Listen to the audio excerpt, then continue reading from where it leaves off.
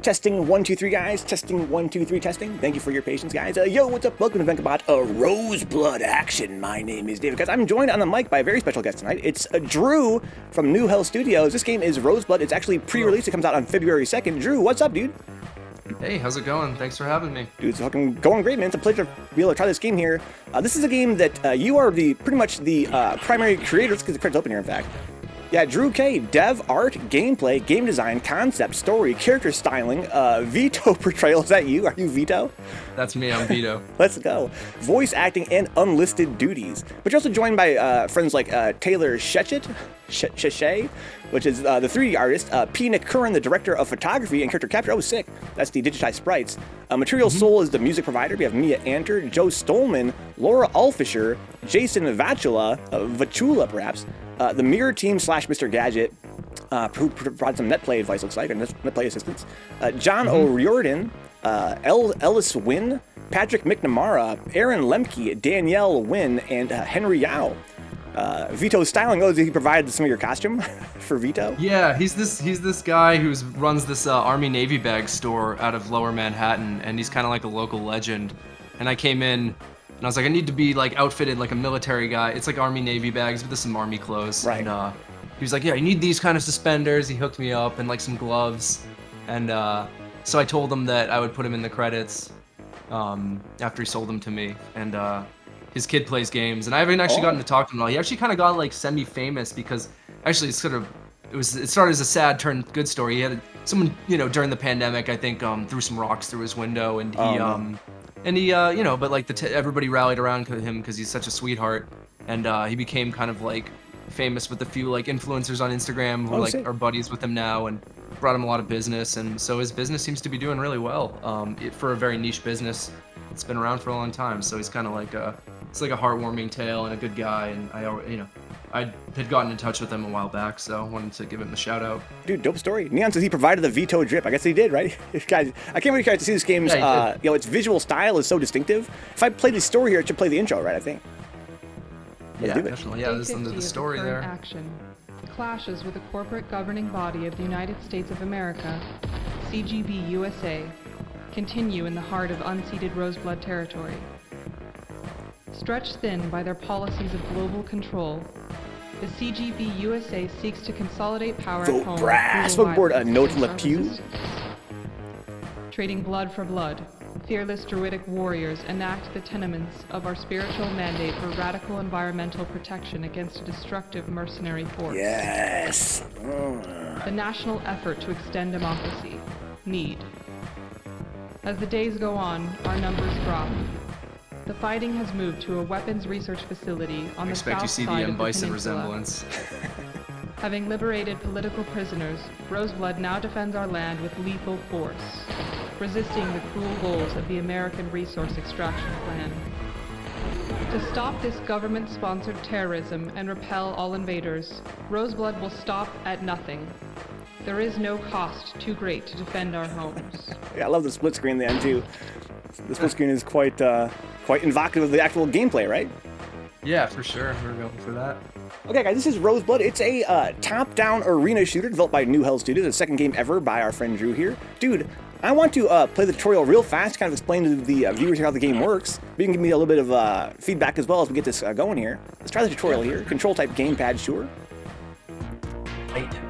Okay, Roze Blud is a tactical squad deathmatch. The objective is to eliminate the entire enemy squad. You control your active character while your inactive characters are kind of hanging in the back. It's a twin-stick shooter. Use both joysticks to move and shoot. Okay, you try different directions at the same time, okay? Try moving your character with the left joystick. I'm gonna try it right now. So right now it says I have I'm playing a Scrap, huh? That's her, yeah. So what can you tell me about Scrap? Scrap, she's kind of like, she kind of smells like motor oil, and she like sleeps under busted up like 18-wheelers. Okay, and, I like that. She's like really insane and maybe suicidal. Yeah, for sure she's suicidal, right? She's a suicide bomb. She's a suicide bomb. Yeah, she does have the suicide bomb. Let's try using my weapon, it says here. The spike firing mode shoots a 3-round burst of flechettes. Flechettes? I think it's flechettes. Flechettes? Yeah, good for closing a distance. Said it out loud, So these flechettes, they've got pretty good reach, pretty good range. And when I press the R1 button, it shoots 3 at a time, right? I can shoot that in any analog. My sprite updates, on the cardinals, but I can shoot that in any direction as analog as I want, right? I can see that right now. Exactly. Yeah, like there's only 8 sprite animations, but you can get those in between angles by just you'll see that like even with the same position, you can change the angle. I can see that. Okay, cool, dope. I also have a spread shot, huh? My weapon also has a spread fire mode. It covers a wide area and is lethal up close. So if I do this, it seems to have maybe shorter range, or is it the same range, it just spreads out, it's not as accurate? Short range, for sure. And the closer you are, the more damage it's going to do. Of course, it's going to hit more shots, right, if I'm closer to them, because it kind of spreads out. Okay. Because each character class has different movement speeds and stats, so they're not going to all move the same speed as Scrap here. Some might move faster or slower, huh? That's right, and they have, they basically, their health goes up and their speed goes down as the size increases, and the hitboxes are also larger on the bigger characters. But they're the same for the different teams. Basically, the characters are identical, they're visually distinct, right, but they have the exact same stats. I got so the other team has a Scrap as well, essentially. It's not called Scrap, and it wouldn't look like Scrap, but essentially the same character as Scrap. Yeah, that's Veto. Okay, I gotcha. Okay, special move for the active character is indicated in the top right. Go ahead and try Scrap's Suicide Bomb pressing the special button. For me on my controller, that's L2, huh? So I see upper right, it says Suicide Bomb up there. I'm going to use it right now. Oh my gosh, he detonates, huh? Says, wasn't that fun? When one of your characters dies, the next character is automatically selected, but you can also manually switch between them. Okay, so I can switch back and forth. Now I noticed that when I switch, my character that I was playing with before is basically stationary. That's right.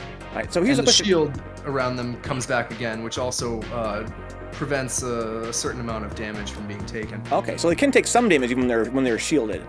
That's right. Okay, so I pretty much, it's my responsibility to kind of like hide them around. That's right. I gotcha. So I can change to previous character as well. I can go back and forth. Okay. Let's try Demo's shotgun. 2 RPG shots. They explode on impact, or you can manually set it off mid-air by pressing special action again. Okay, select Demo and try it out. So I'm gonna play as Demo. Right now I'm playing as Tough. I'm gonna go over here to Demo. Okay. So she has a rocket launcher. If I press, this is her. I see it has 2 ammo at the upper left. Okay, I can use L2 to shoot it out. And I can also detonate it mid-air by tapping it again. Oh, that's sick.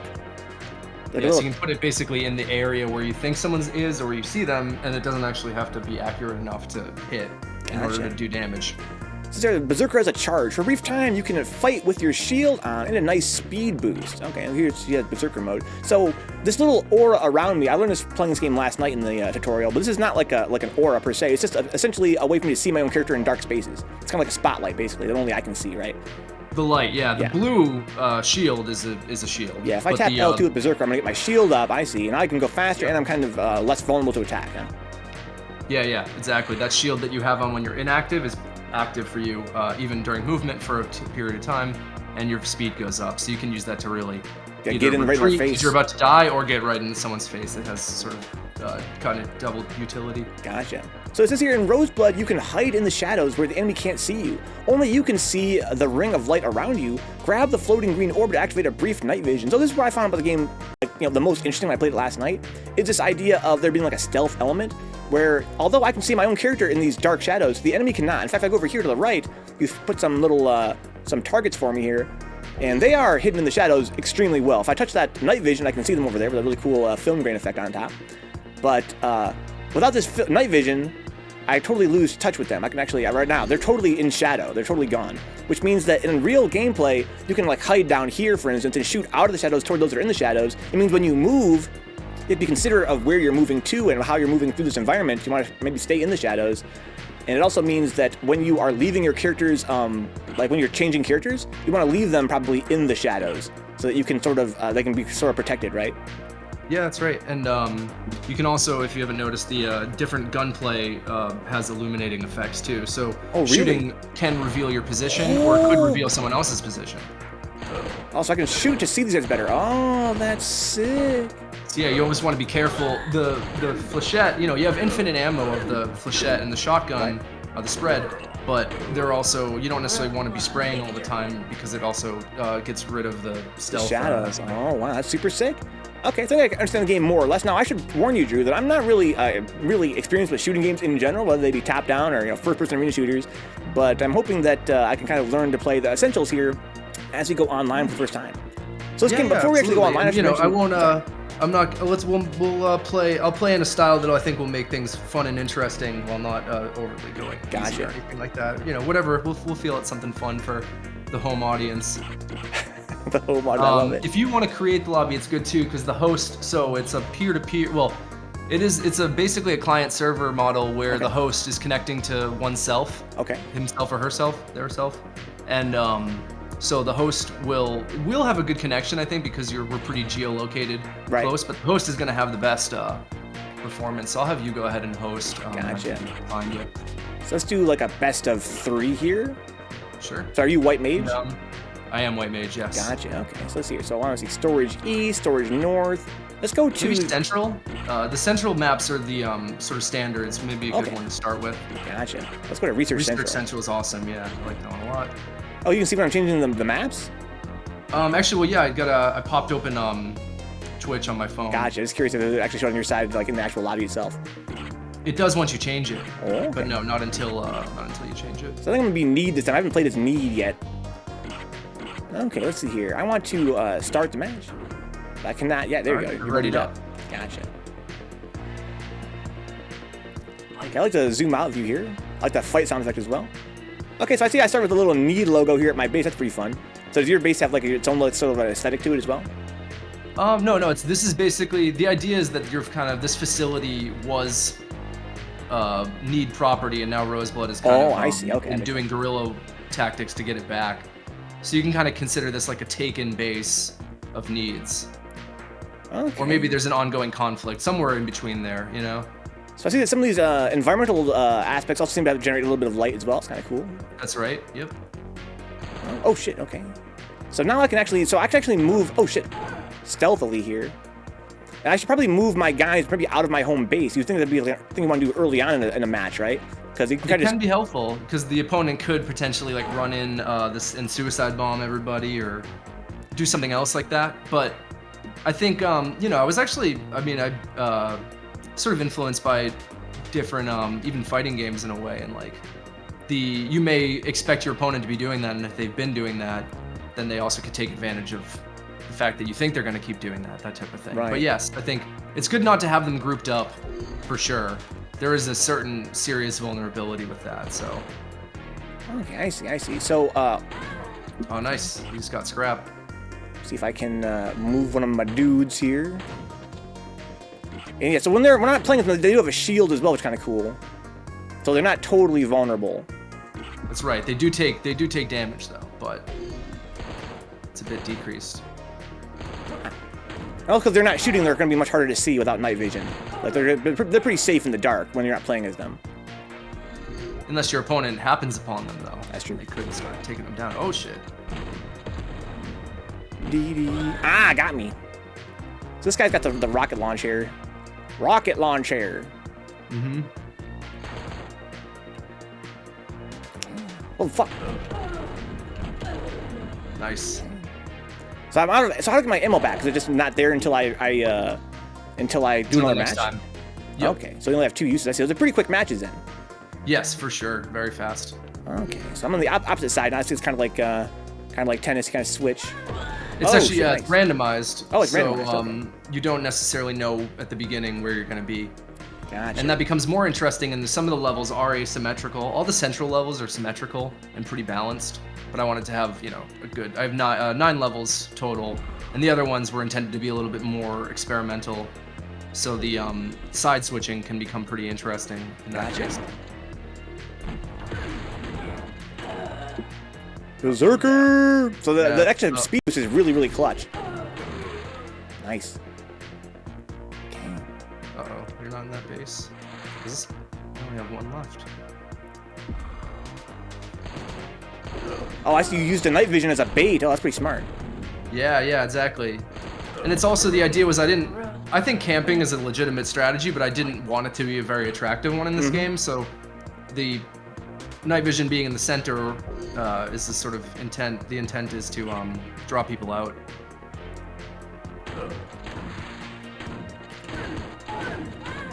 Oh, the suicide right before you died? Oh, smart. I thought you would use that. Oh, sneaky. I saw you there. I see like there's these red glow. Ooh, nice. The red glow is pretty bright around some of these objects, which is kind of makes it harder to hide. It's pretty fucking sick. Yeah, I really love. I think my single favorite aspect of the game is the stealth aspect. I love stealth games in general, and I'm really drawn to the idea of like moving through the shadows and trying to basically use the fact that I can see you, you can't see me as a sort of an advantage. Oh shit. Yeah, and I don't know many two-player games that really get to do that. And actually, so it started. There was no online, and it was local only. If you want to play again here, down. And so there's actually, and it still exists in it now, there's a local mode, which really is the best way to play, in my opinion. And there's a dual screen mode. So instead of having split screen, each person has their own monitor. So if you have multiple monitors, each person can have their own screen. So for like a local competitive play, there's no screen peeking to worry about. However, there is a split screen mode too, if you fancy that. Oh, okay, you said like a dual monitor mode. Exactly, yeah, like each player, when you're playing local, can have their own screen. Oh, so even though my guy died, I still keep my night vision. It's like something that's attached to my like yeah, profile, it's the whole basically. team. Oh shit. So I see now that I see the matches go by so fast, that really does make leaving someone at a certain like an enemy at your own base, or whatever, a pretty good strategy in some cases. Yeah, what to have one as backup, you mean, or something, or oh shit. I shouldn't have shot there because I revealed my location.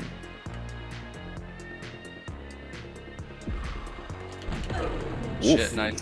There it is. Jeez. Yeah, very fast-paced matches. I love it. Yeah, I wanted it to be as fast as I feel like Doom is, the original Doom. One of my favorites. Yeah, the map is quite small. I feel like it's kind of hard to like hide your guys sometimes at the start of this match. It's like there's not really many places to hide, but again, it helps the speed aspect of it. You really have to. There's a lot of different kinds of maps too. So this one's definitely a little bit tighter. The central ones are a bit smaller, more symmetrical, and then a few of the other ones are larger. Oh, I asked my berserker at the wrong time.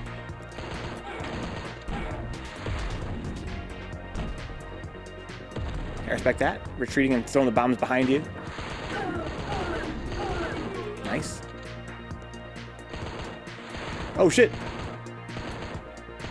Okay, because you're shooting so much, I have a very strong sense of where you are, but you're not necessarily where I am necessarily. It's kind of interesting how that plays out. Now you have the night vision, so I really can't hide as effectively. Now you can hide on me, but I can't hide on you. Okay. Nice. Shoddy. The shoddy. Dude, the game feel is fucking great. Like, it really does. Thanks. It's so smooth. Thank you. And I feel like I'm just gliding around. And with the twin stick aspect as well. Oh, I see, I'm too close to this, the red thing. Yeah, I tried to tune the prototype real early on, and it really hasn't changed much since then. It's really just been about adding graphics and polish for the past 2 years, basically. That's super, super sick. So let's get one more match started here, but let's talk about the characters a little bit too here. You told me a little about Scrap, right? So Yeah. what is going on with, for instance, our Vito character? He's kind of like the Scrap from Need, you said, right? Yeah, he's a mercenary. He's under contract for the corporate governing body of the United States of America via NEED, the National Effort for Extending Democracy. He's really in it for the money, and he's also suicidal, but he's like, he's doing it for his mom. He wants her to have a fat paycheck, even if he can't make it back. But he's never lost a mission yet, so he's pretty confident. Okay, so what I'm going to do, actually, why don't I go leave this lobby here? I'm going to start a game and confirm that I've got two players doing that I certainly don't. And I'm going to go back to Roze Blud. We can talk about maybe each character a little bit here. We learned about Scrap earlier, and I want to see what's... So this is Demo. What's her deal? I like her haircut. It's amazing. Oh yeah, Demo. So she's, that's short for Demolitions. She's the explosives expert. And yeah, not a ton is known about her. I mean, she's sort of just like... She's a little demented, kind of like Scrap, but like, you know, maybe like a pyromaniac. Less like, you know, less crazy and more just about like the thrill of explosions is very appealing to her. Okay. And I think that of all these special moves, I mean, honestly, for having only 3 special moves, you chose 3 really brilliant choices. Right? There's so much depth. They're so simple, so much depth, right? Between the suicide bomb, which you can use very tactically, it's got a huge AOE. If you're at very little health, you're more incentivized to use it. and again, big damage, but you sacrifice your life when you use it, right? But I think that of the three, my favorite might be Demo's rocket launcher because of the aspect. Like, I think that used it really well when you ran back into your own base, fired it behind you, knowing that this little narrow spot here, like it means that anywhere I were to be in this area, I'd take full damage, right? You shot it behind you. Pretty confident that you would have, yes. Right, and you can trigger it. Not only does the rocket blow up on hit, but also blows up at will. I can trigger it whenever I want, which means there's an aspect of like timing involved. Like here in the middle of Central, right? If I could shoot it right at that night vision, boom, blow up in the middle, I can control this entire middle spot of Central. That's definitely true. Yeah, there you go. Nice. Yeah, it's such a fun premise. It's so deep. And then when she's out of it, but it's huge damage. Like I demonstrated more than once that this thing has got real good damage on this rocket. So once you lose it, you can also use your flechettes and your shotgun still. But yeah, no, it's really powerful. And noteworthy is that Scrap's suicide bomb and Demo's rockets. And there's actually you'll encounter in detention and some other levels. There's explosive barrels too. Oh. They're all the exact same explosion as far as damage. I think range might be slightly different on one of them, but for all intents and purposes, they're all basically the same thing, just in different forms. One is attached to the person, one is free floating, and then some are the stationary barrels that are sort of like environmental objects. Gotcha. If I play as Tough, now Tough is the berserker, but also from a design standpoint, she seems like she was almost like like one of the focus characters from the game's like intro. So what's the whole thing with Tough here? Yeah, she's the leader of Roze Blud. She's really powerful and sort of like domineering personality. Mm-hmm. Definitely gets her thrills from crushing weak opponents, mm-hmm. and is a really charismatic leader who doesn't take any shit. I see I can actually hurt my own guys. There's team kill on as well. It's pretty scary. It means you have to be a little careful with your team placement and how you're using these big rockets and shotguns. That's pretty cool. That's true. And also you'll notice that the shielding, for you it's blue, and for your opponent it's red, and that's the same for your opponent as well, meaning kind of like it's like a blue is good, red is bad. Gotcha. So if you see an aura around someone that's red, that means they're a bad guy. Then that's a bad guy. You gotta blast them. Cool. Because my concern was that for someone first time playing, these characters do look distinctive and like they're on different teams, but you might not have the different sprites memorized yet. So if it's blue, don't shoot. Yeah, and with all due respect to the graphics designers, I mean, they did an amazing job making the sprites distinct. Like, not only are their outfits distinct, but also even their poses and stuff are distinct. So I can see how that wouldn't really be a huge problem in terms of telling them apart. But in the heat, it's a very fast-paced game, right? So I'm grateful that in the heat of the moment, they're red and blue, so you can tell who's who. Because damn, this game moves mighty fast. Yeah, it is a fast one. Thank you. Yeah, and I tried to get a lot of these people. Some of them are, in arts and entertainment already, but I made sure to pick a lot of different friends, and I wanted people with different, basically like body types and looks, and to get a good variety of different characters. That way, I didn't, it kind of came with a lot of character and flavor just by virtue of being very different people. Sure, and I think that when you first see this game's like trailer, that's the first thing that jumps out at you, right, Mondo? Mondo says in the chat, "Yo, interviewing the game dev. Thanks for the stream. Good stuff. Welcome aboard, Mondo." And thank you to Drew for joining us here tonight. Yeah, so this game, like when you first see it, like my first impression of it was like just aesthetically, it's just so exciting because of how dynamic it is, right? For one thing, it's retro, right? That goes without saying. Like the retro digitized look is kind of like underutilized in the indie space, I feel, and you guys probably agree with that, right? Like we see a lot of like pixel games. We see a lot of, even now we're seeing more games that are like, like PS1, like low poly sort of a look to them. But the digitized look is so unique, and you've put a lot of love into it in terms of the costumes and the actresses and the actors and the 3D assets as well. Looks great, but I think that part of that, not just the appeal of, like, it's not intrinsic only to digitized art, but I think that digitized art, it does sort of help exemplify that you have a lot of different creative, like, designers involved, because there's something about digitized graphics that they pop. They have a lot of independence on the screen. So seeing the game's intro, seeing these stages, you can tell that there was a lot of different like visions going into it, and it is so it's so much fun to look at in that respect. Nice, yeah, no, I'm definitely. It's hard when you've been spending quite a few years on something, you've been looking at it quite a bit, but I've been able to sometimes take a step away and I look at it, I go, you know what, this looks cool. I think I did it looks all right really, with this, really cool. It looks super, super cool, especially with the cool, like the lighting effects and the whole overall aesthetic with the darkness as well. It kind of plays into the game's like narrative themes, you know, between these dark, like abandoned, sort of industrial looking environments with these, you know, the renegades and these mercenaries. Such a fun sort of aesthetic to it. I can't help but be in love with it. So let's talk a bit more about NEED now. So you talked to NEED was the national something for diplomatic expansion, something like that. The national effort to extend democracy. That's right. It's sort of one of those sort of double speak names. So basically, in this not too distant future, we have the merging of corporations in the United States government, and they are squelching resistance with their democracy extension project. It's sort of, you know, supposed to be a dark political commentary on when people toss that term around, and maybe it's just a front for the actual purpose, which is, you know, if you look at I think some of the screens on the different levels, you'll see like bombs being dropped, oil being pumped, vote brass. It's sort of this fascist future that you know, we were trying to capture. And so NEED is like a sort of wet works team. Vito's a mercenary. Deep is like the sort of like deep state, like he's like FBI or ATF. I was actually looking at ATF raids and like looking at how they dress. That was how I got Deep's outfit. Gotcha. He actually looked exactly like this one guy, and he grew a mustache just for it and everything.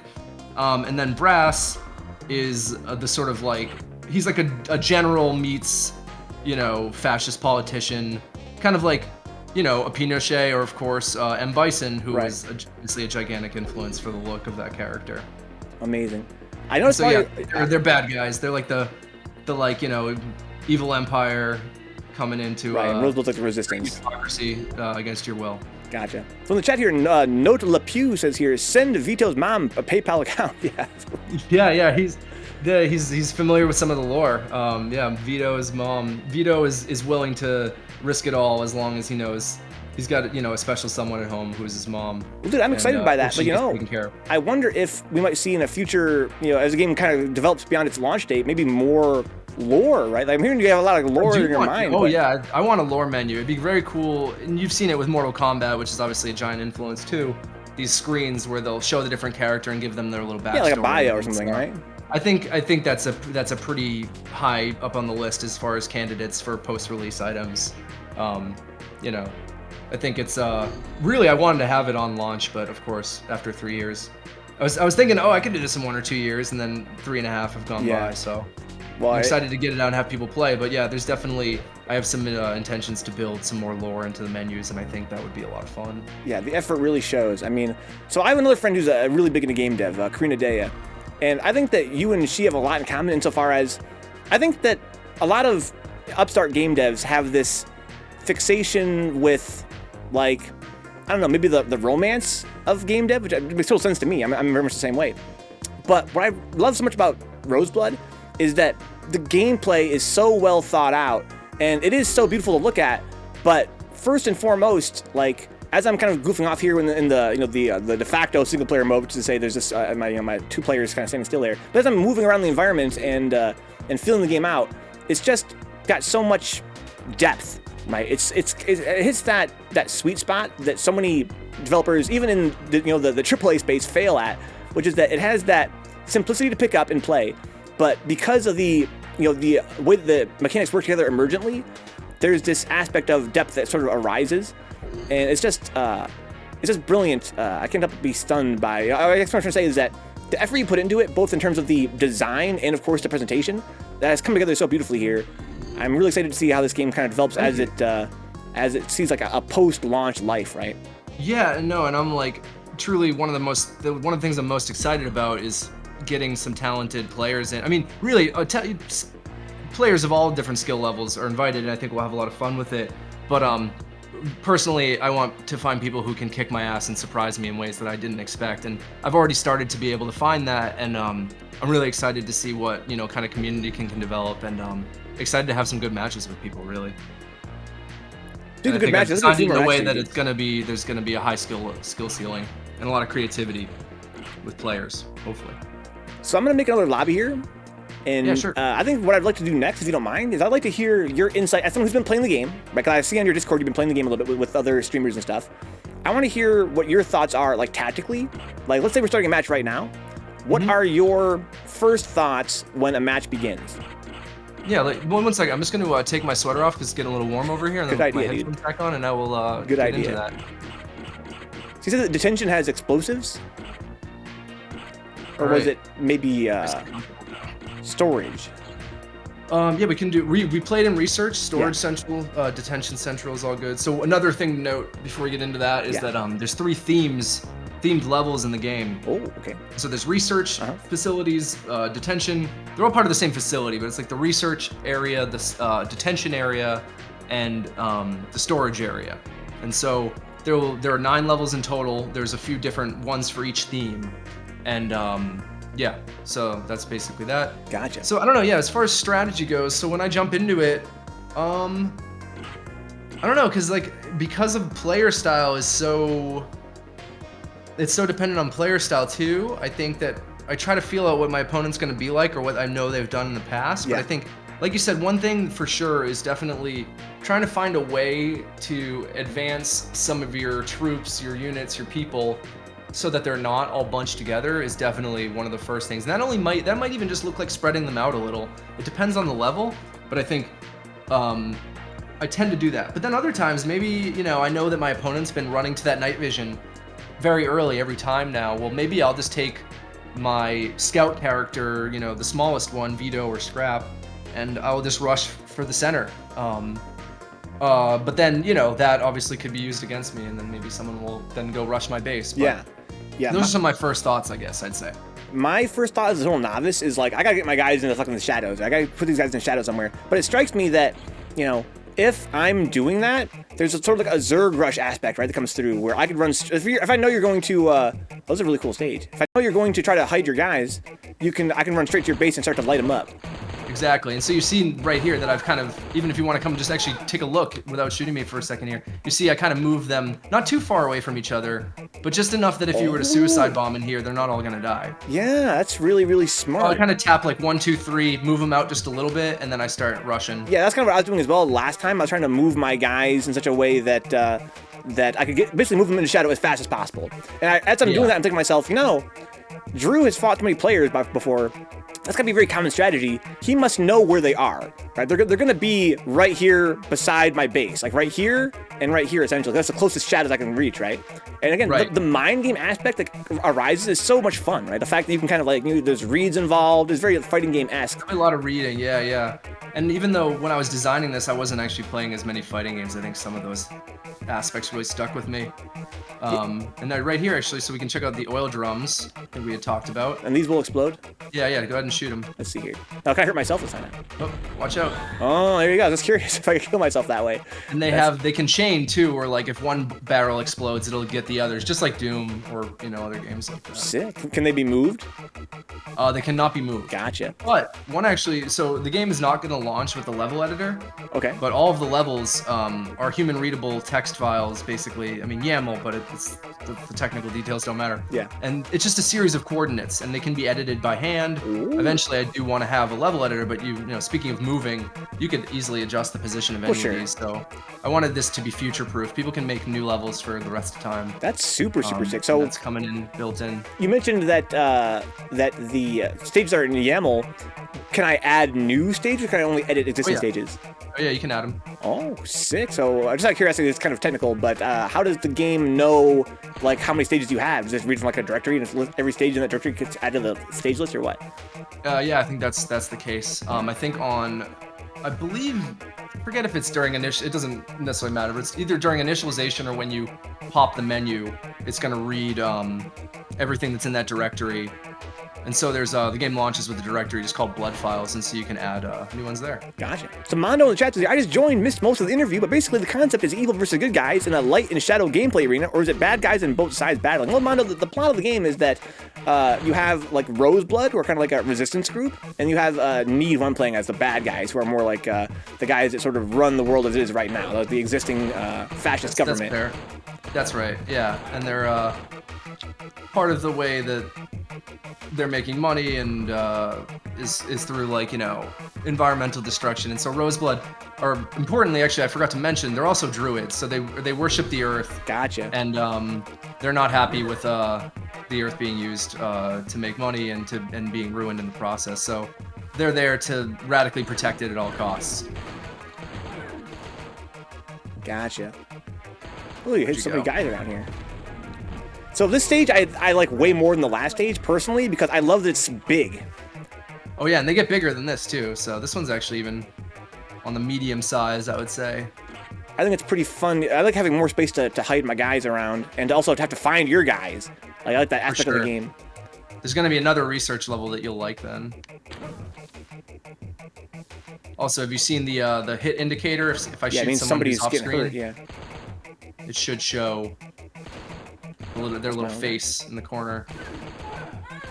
Okay. Ooh, I got a little I got outside of your range for suicide. Stepped out of the way. Yeah, Neon says bad guys relative. That's true. That's true. But I think that aesthetically, I love that brass. You can tell they're so bad. Yeah, no, he's supposed to be like. And if you also notice that we're all wearing all the bad guys are wearing sunglasses. Yeah, so that's yeah, it's so good. It's so good. I want it to be, you know, very 90s and over the top and kind of comic. So like, you know, even though there's a political message, it's not too preachy. It's more a little tongue-in-cheek and kind of fun. Yeah. Oh, for sure. It's super fun. Again, I love. Again, it goes without saying the digitized actors and their outfits are just too sick. Like, you can't help but love it. Both the good guys and the bad guys. They're so sick. We had fun designing them. What more revenge? So yeah. So Mondo says here, he loves the lore. We need to see like a. Oh shit. So right now, the lore, I believe, only exists insofar as, you know, if you have the developer on commentary, you get some of the lore. Of course, the game has a great intro. Video is a little bit of it, but yeah, the game we're has a going great to have intro more. video. We want to have character profiles. Nice. Oh shit, I didn't expect you there. Okay, now you have night vision. So now you know where so once you have the night vision, I have to move my guy, basically. Like, I can't just leave my guys stationary at that point. Exactly, yep, there it is. Because you can know where they're at. Just, you know, I didn't even consider that until just now. And one thing worth maybe calling attention to, I don't know if you've had a chance, have you had a situation where one of your characters got hit and you weren't piloting them and you couldn't see them? It should show an indicator that they're being hit off screen. Oh wow, I got a loose shot there. Nice. That was so far. I was like practically across the stage. So note this here, Vito does it for his mom, so good guy. He's all right for being a bad guy. He's all right for the bad. Oh shit. Oh no. Yeah, no, yeah, no. exactly. He's, you know, sometimes you take a paycheck and it's you don't feel so good about it. Yeah, I love the three characters. Oh shit. Oh, you're playing Berserker. Oh, I see. Okay. Yeah, I was like, how come I could see your shield? Oh, I'm getting hurted. Oh no, I was so sick. I was so sick. I was in the wrong place, wrong time, dude. With the explosive barrels. Oh, I found one of my guys. So actually, when I see that indicator, I can change characters. Oh, that's how that works. Yeah, yeah. Okay, now see, the idea is it's alerting you that you're being shot off screen. Right. Well, yeah. Well, because I don't understand the meta yet. My mind was like, I gotta go rescue my guy. I'm trying to run toward him, right? But no, I can change characters at will.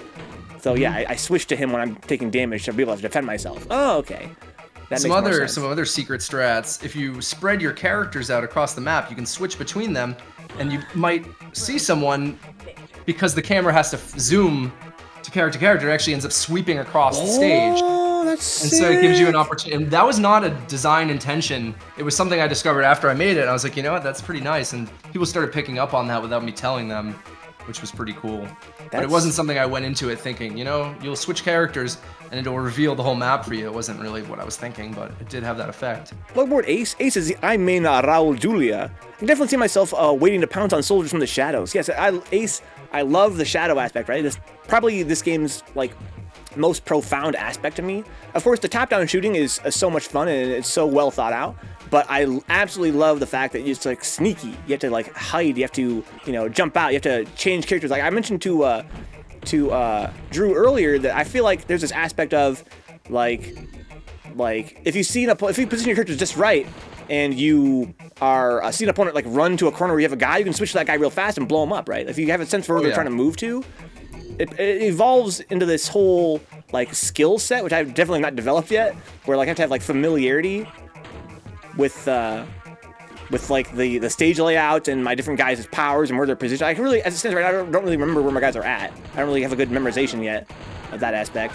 Yeah, I find that this game challenges my memory in ways that I didn't expect. Where I'm like, how many people does that person have left? And you know, oh nice, that's not good for me. Yeah, so I basically, another thing I'm not doing is I'm not moving my guys around regularly.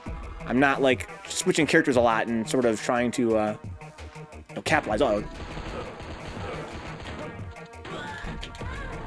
okay, rocket. We got one of my guys too, though. Oh shit. Oh, I fucking killed myself. That's cool though. Oh shit. That's the game. Well, because I was trying to, I saw you run past real fast, so I flicked my stick and shot after you. Even though I killed myself, that is the game in a nutshell. I can't help but be in love with that, those 10 frames that played out in, right? It was so fast, but it was this aspect of like, I saw you run past me, I switched my guy real fast, flicked my stick, and I fired. And oh god, that's not good. Yeah, they would kill you before you could switch characters there. But that really was what the game's all about. I got lucky and found your guys. Oh no, quick. you're really just mowing them down right now. You gotta do something about this. Oh, fuck, yeah, it's all over for need. So if you suicide with your last character and you kill their last character, is it a draw or do you win? No, you lose. Actually. Oh, okay, you lose. Yeah, there is no real incentive to use the suicide as the final. That's the final move. I thought about disabling it as the final character, but I don't know. Dig your own grave, I guess, maybe? I kind of like the idea of using it as the final character. I mean, you said you play Smash, right? So you know about the controversy that's gone on for fucking generations in that game about suiciding and whether it should be a win or a loss or whatever. Oh, yeah. It's a loss in this one, though, because it calculates the order of the deaths, and there's no room for a draw, so just to simplify things, gotcha. You can only win or lose. Oh, shit. Oh, you can shoot down rockets with the flechette. Oh, sick. Note. Yeah. It happened many times.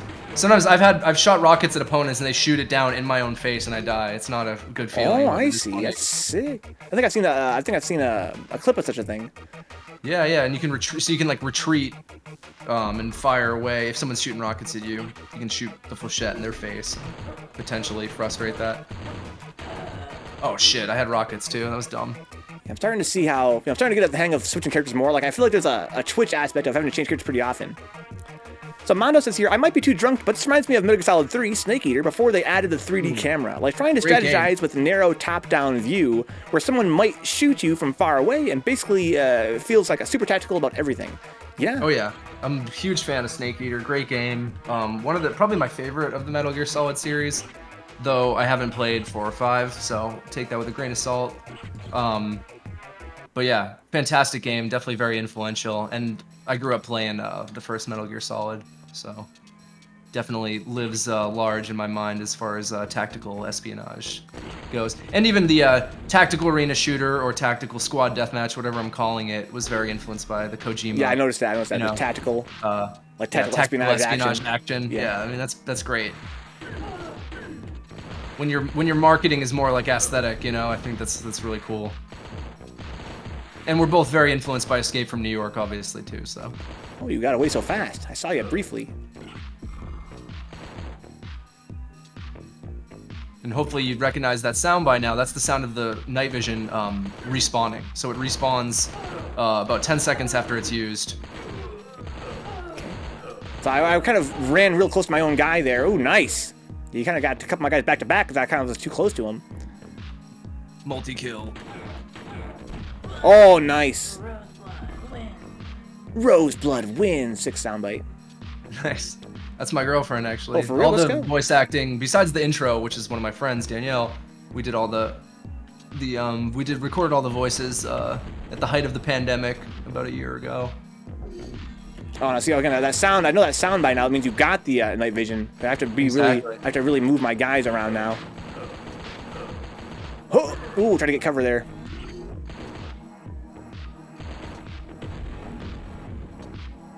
Oh shit!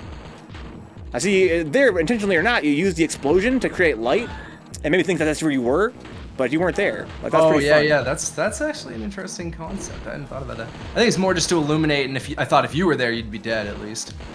Yeah, and from my perspective, it was like, because when you shoot in this game, you light up, right? So, or the light near you. So I saw the explosion. I thought that's where you were, but you weren't there. It was just a barrel that was there. That's pretty sneaky.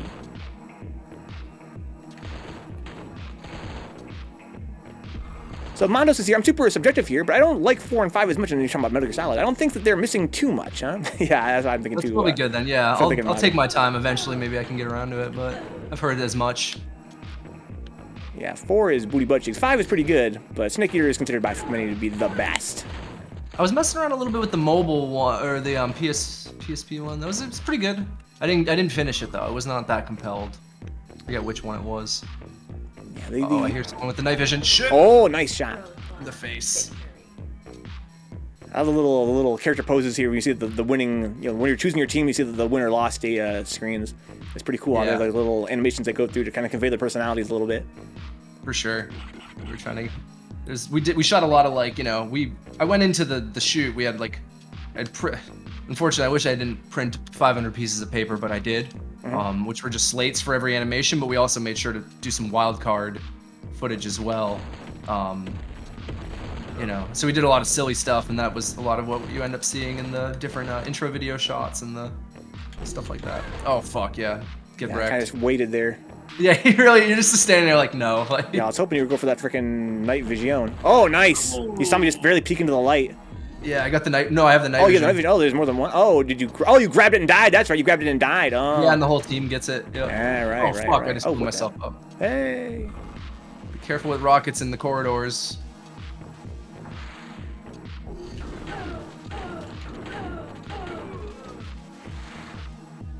Oh shit.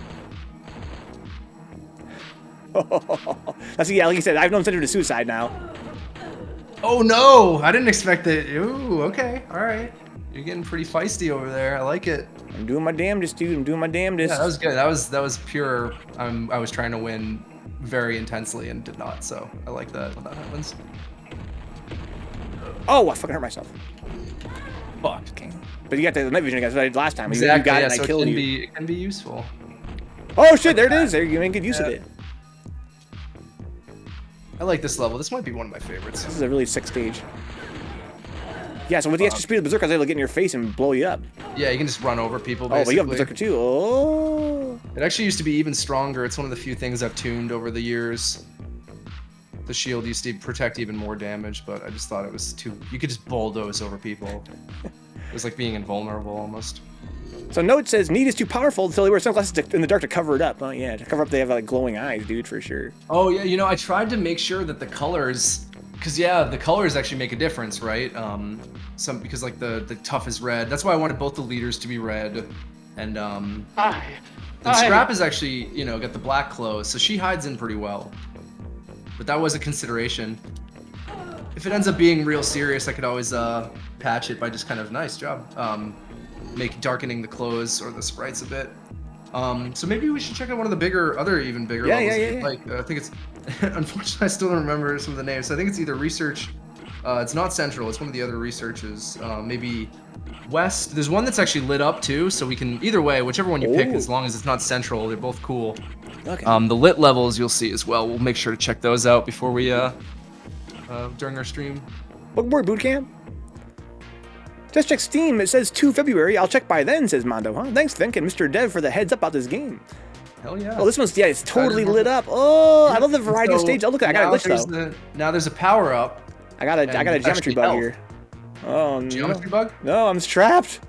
Come to my base. You're trapped? Come to my base. No kidding. Oh, I've not seen this one yet. Let me see. I'm coming. I'm coming.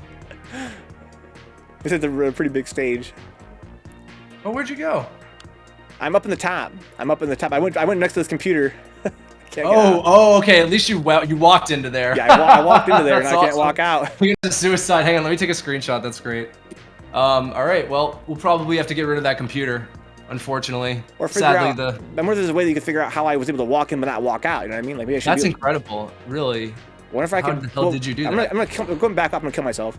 I'm gonna try to do it with some other character now. Okay, go for it. He won't be able to because he's got a fatter hitbox. Oh, I see what you mean. Okay. Well, the skinny one can apparently get stuck up there, so I got a screenshot of that. Okay. Okay. That's good. I thought you meant you spawned there. No. I ran up there. I ran to the corner and I was like, boop, and I got a nice little spot. That's not great either, but it's an easy fix. I can just get rid of the computer, no problem. That's great. Me and this ripped computer. Good to know. Yeah, I'm spinning, 3Venge. Your boy spinning. Dude. So if you follow me and I'll show you, there's a power up here that's pretty much equidistant. This is one of the, so it's asymmetrical level, and you'll see that? That's a health pack. And you can pick it up even if you have full health, it'll just keep increasing. Oh, okay. I wouldn't mind if more stages had something like that. What's that? I wouldn't mind if more stages had something like that, because I like the idea of like a longer running session personally. Here's my personal preference. I love the short sessions as well, but I kind of like the idea of like, maybe having a health pack here and there you can grab up, and then you can kind of, you can kind of like heal if you, let's say I was under fire, right? Like right there, right? I'm telling you, if I was playing like a fast character, I can run a berserker, right? Like run away, right? Like escape, go get a health pack, and then come back in the battle later on. It'd be kind of a fun premise, I feel. Absolutely, yeah. And the health pack will just keep spawning again, like the night vision will. Dude, I'm really impressed and kind of surprised by how much graphical variety this game has, like for all the different worlds and different stages and stuff. Like, this is so cool looking. Thanks. Yeah, no, I wanted to have a lot of different tiles, and Taylor, the 3D artist, was really brilliant in translating the ideas. And now, and people can keep creating levels and stuff, and I'd love to get an actual UI editor out there someday. I think that you could do quite a lot with it. So are the graphical assets just like PNG files, something like that, or JPEGs, or? Yeah, more or less. I mean, I think when I build the game, they're not visible as PNGs to the end user. Right. That's why I asked. You mentioned they can make their own stages. I wonder if they actually add their own graphical assets too in some way. Not currently, but that could definitely be interesting. And right now you'd have to like hack the. Gotcha. You'd probably have to like binary or whatever. Something. Yeah, exactly. Something pretty challenging. Whoa, that was sick. Oh shit. That was so sick, dude. Because I'm in a narrow hallway, I see it coming, but all I can do is shoot it down. You could have tried shooting it down. It's tough though. It's like, you can kind of burst and kind of change the angle as you're shooting.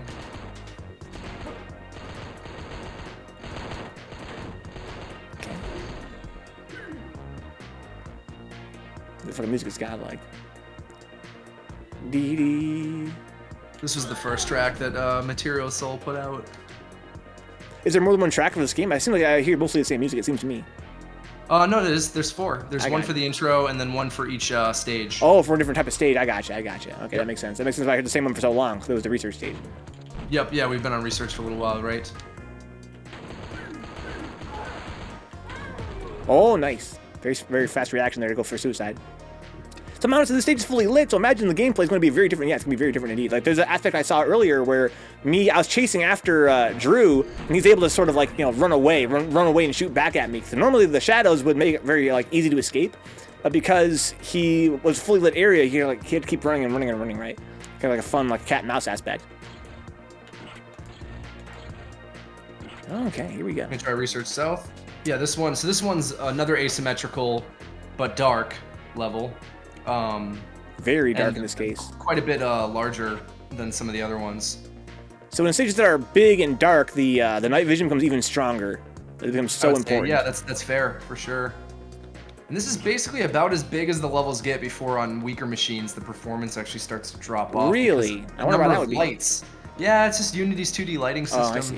Oh, I see. Once you get up to like 40 lights, nice. It doesn't like that very much. Whoa, nice! See, it's very silly of me to go for that, to challenge you with that character so close. Like, I could have, used a more powerful attack myself, but to shoot my flash it in that situation was, again, not really well advised. Okay, I heard, another thing you might notice too is that there's a bit of randomization with some of the graphics in a sort of doesn't really affect gameplay or anything, but like, so if you see the closed caption monitor type things that have the different animated assets on it, those will actually be randomized, so you might see a different thing each time you play, and the same with like the floor cracks and things. Or actually, there's a few different flavors of them, so it gives some visual variety if you play it a few times. It doesn't always quite look the same. Yeah, I love the way that I feel so engaged right now. Like, it's just, it's just one last character here on my side. And the aspect of the hunt aspect is just such a fun thing. This game it just happens organically in a game like this. It's so much fun. What more, Kyosuke? This is Roze Blud, dude. It's an indie game coming out on February 2nd. It's kind of like a shooter. Oh, fuck. Gotcha. It's like a shooting game, top-down shooter, but competitive. And I'm joined on the mic by Drew from New Hell Studios, a developer of the game. And it's just such an absolute pleasure, not only to learn about its development, to learn about what's going on behind the scenes as a hobby developer myself, a hobbyist, but also just such a great game to play. It's a study in game design is what it is. Okay, I have to be better at knowing who I'm playing as. I'm so accustomed to just kind of like playing the game as flechettes and shotguns. I need to really incorporate, you know, the special a little bit more organically. Special, yeah. But yeah, it's just so much fun. Have you dabbled in some game development yourself? I know you do some programming. Yeah. Nice. Yes, sir, indeed. And also, you know, I'm a student of game design as well, so it's just for me the most interesting thing of this game is just the way that it plays. It's such a it's so profound. Ooh, the night vision really helped me out there. That's not good for me. Okay. So I've got 2 of my guys. Oh shit. Oh, wow, nice. Shit. This is my berserker who's still left alive. So I can't see who's live on your team. I don't get to see that. I have to know from experience who I killed. Yeah, and Oh shit! Sick. I thought about maybe giving a UI indicator of how many people are alive on the opponent's team. I'm honestly still kind of open-minded about it, but the way I ended up going was that you don't know. Yeah, it does add like an element of like, well, as an element of, you know, dynamism, where I have to be considerate of who you might have left. Exactly, and you have to keep, you know, keep a tab in your head of what's going on. Yeah, as which well. I found actually challenging myself just as a player. I often forget how many people does this person have left. Oh man, this game is so sick. Plus the soundtrack works so well with the fucking visual aesthetic. Oh no! Nice, too slow. Ooh, I got out of range just in time. Yeah, just got a piece of you. Because yeah, the same thing with the just like the shotguns, the explosions. The closer you are to the center, the origin point, the more damage you're gonna take. Oh no! Night vision. Oh shit! You got a piece. Oh, I missed. That's not good. Oh shit! Oh, how'd you get behind me? That's so smart. You went around the outside like Trailer Park Girl. I saw you. Still had a little bit, but it's run out now. Oh, I'm actually kind of not doing so great with health. Neither am I. Oh shit! Yeah, Darian, this is Roze Blud. It is kind of like a. Oh shit! Oh wait, no, no. I still have someone. Okay. Yeah, one more person I left. had someone. Oh no! Oh shit! Jesus! You bumped into it in the dark. Dude, I love that you can't push past either your character or their characters. For one thing, I was thinking earlier that like because you can't push past, you can actually like use your character's HP as like a barrier if you wanted to. You could put them somewhere and have them like block a spot. But also, it means that if we hit each other in the dark, you can tell without even seeing with your eyes or seeing like who it is you're bumping into. Because you stopped when you didn't expect to stop, just open fire, right? Like there's that element of like we bumped. That's so cool to me. Oh no, I hit the wrong button. Yeah. Oh no.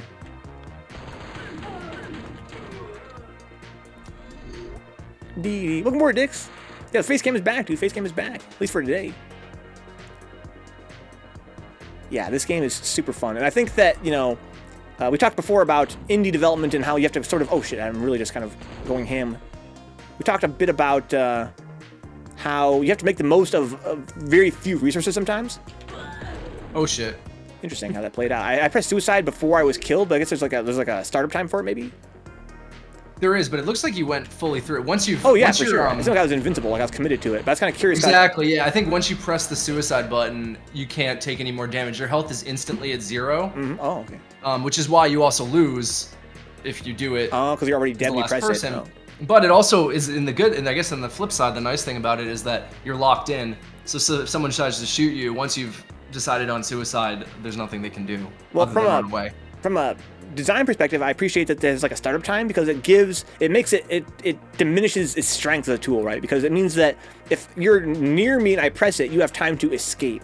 And I think it kind of makes it more interesting than it would be if I was just like, get in your face, blow up, and now we're both dead. There's an aspect of like, you know, if I see you come near me, I might press the button, but maybe you're already committed in your mind to like, kind of like going tangential to me. And so as a part of that, like it gets you can kind of escape it as well. So it kind of makes it kind of scarier to commit to that suicide. It's true, but it's actually, I think it was sort of a necessity too, because I wanted to, actually, and so for Scrap and Vito, they're different animations. Vito tilts the gun into his mouth and shoots himself in the head for whatever reason. And Scrap just kind of takes a huge step backwards. But I needed to get some time for that animation to come out before the mushroom cloud appears. I got you. Interesting how that works out again. I really feel as though from a design perspective, it's pretty profound. But in this case, it was done by necessity for the graphics, the animations. They have more personality in the presentation. Sick. Yeah, Neon says, yeah, it's not an instant win, yeah. Or in this case, a loss. Try a different theme here? Yeah, let's another change. sector type? Let's see here. So I like Research South a lot. That was a really fun stage because it's big and dark and lots of cool places to hide. Let's see. Let's try Detention. Let's try Detention. Yeah, I forget if it's west or east. It's the non-lit up one. Just give it a shot. You can try both. I'm ready.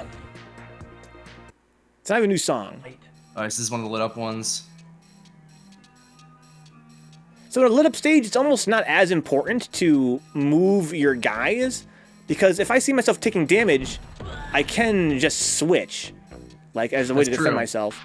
Whereas normally, but if someone rushes your base, you still could be. Oh shit! Oh, those rockets just hit each other, I think, or they both hit the wall. Yeah. I like what you hit on the corner there. That's why I had to come to you. So my shields was the only reason I was able to survive that, and just barely.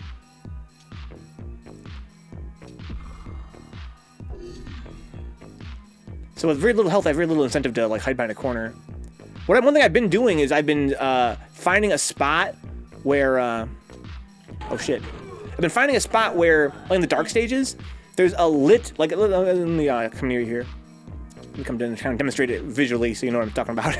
But there are parts in some stages where like there will be a lit up spot like right here, but then this whole area will be lit. Let's say this whole area, like this whole T here is lit up, right? That means if I hide right here, I can see you coming, and then I can jump out and shoot, right? Like I feel like yeah, you can. Well, yeah, and it's not because there's no like just because of the way I've placed the darkness and the lightness. Yeah, right. So that was sort of the intent. You can get like in a little cover there as well too, in addition to not being seen. Yeah, it strikes me like the best example is that the bases are always lit up, right? Like the bases where you spawn in at. So what I found is if I only have like one guy left and I'm desperate, I will go back to my base and I'll just stand behind a corner, right? And then that means that for you to kill my guy, you have to come to me. It's like say like camping. And so then if you come into the light, then I can just be like, I can be here with a shotgun and be like blam, blam, blam, blam, blam, right? Yeah, that's definitely a good strategy. Because you can't be if you come around this corner, you can't escape my shotgun, right? If you're coming through, if it's a bottleneck through here, I can just stand here and just wait for you to come through and then blam, blam, blam. So kind of like you have to commit to taking some damage there, depending. It's kind of fun that way. Speaking of fun, I like how this area has these squares in the middle. It's kind of like a more traditional, like a deathmatch, almost like a Mario Kart stage. You have these little walls to hide behind, and then kind of and I was not really familiar with level design per se prior to this, and so actually what I ended up doing was I looked at a lot of Doom 1 classic deathmatch maps for like floor plan ideas, not from like a what is this level gonna look like, but more like where are the obstacles gonna be, where are the pathways. Any little hack to, while it's still coming up with, I think I changed the geometry and the layouts. It was nice to kind of look at the classic 90s maps, and I think this was one of them where I started by looking at some classic Doom maps. Well, it really comes through. Mondo says here, the Robotron/Geometry Wars controls are always a good choice, IMO. It's a solid choice, a scheme to work with. That's how a control scheme to work with, yeah. Yeah, this game, I noticed that the movement... Geometry Wars. The movement is locked on cardinals, but you can aim freely. It's a little bit of depth as well. Yep, yeah, you can do full 360 aiming. But you kind of, because the movement is locked on cardinals, you get a sense of where your opponent's going to be. It helps you kind of get a sense for like where to aim in advance. It's pretty interesting.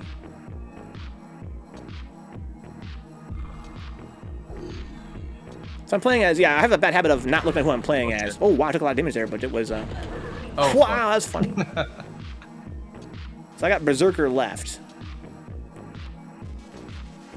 Yeah, so even though it's all fully lit up, there's an element of, the camera is zoomed in enough that you really can't see, like, the game's core gameplay of, like, like, moving in a kind of stealth way is still, like, viable. Oh, that shield really helped me out there. I realized I can't see the bullets in the lit up stages, huh? Because you don't see, like, the light. Which I thought, I could change, but I also think it might be kind of a cool way to make it, just to distinguish it. It was sort of an accident. Should we try another Detention, the other one? Yeah, sure.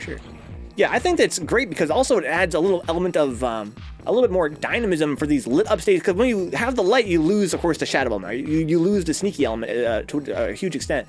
But not being able to see the bullets means that if you whiff a shot, it's harder to like correct. Like with the trails of the bullets, if you whiff a shot, you know how much you have to correct it to hit the next shot. But without being able to see that, there's more like you have to just be more like aware. And it kind of helps Exactly. balance out the fact that you can't hide. There's no shadows to hide in, but now you have to aim a little bit better. That's definitely true. So this one is like a semi-symmetrical, kind of like a classic tight map, but with some obstacles. Oh no. Oh no. The shield did nothing. It's the fucking suicide. That's a lot of damage. Oh, that's smart. That's smart. That's smart. That's smart. If I were smart, I would have moved my guy immediately that I knew you knew where he was.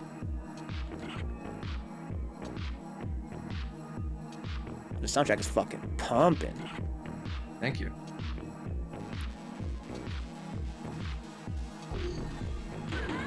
Oh wow, what the hell? I just killed you one shot.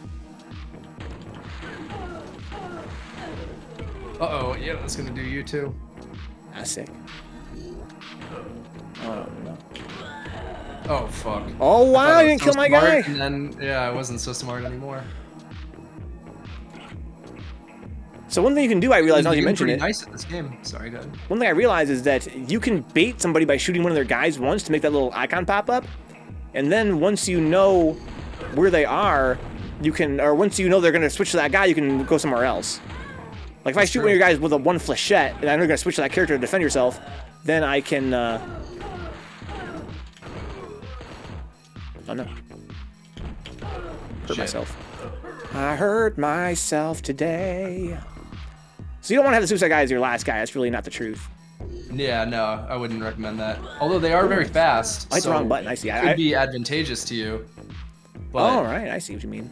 you will be able to like retreat more quickly, but it's still probably not going to be as good. So Mono says here, I would play this with D-pad for movement and the right stick for aiming, cardinals and 360 degrees. Of course, I know a keyboard and mouse would do better, but I like my controllers. Well, I use them the left stick and right stick cooldown, but yeah, the left stick is bound to 8-way movement here because even the playing field for mouse and keyboard players, I presume. Yeah, no, you can you can use gamepad or mouse and keyboard, and right now you can't rebind controls, but yeah, I believe that the gamepad is like a bit more of a like clean, responsive experience. It really was designed with twin stick joysticks in mind, but it definitely supports mouse and keyboard too.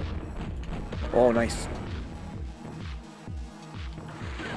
Shit. I committed to my fucking shield, though. I didn't know how much health you had because I wasn't paying attention. That's so important. Yeah, I was ended up with Suicide Bomb last because, Oh, shit. Nice. because of just my habit of, I press O to switch characters. I don't ever go back and forth like I should. Okay.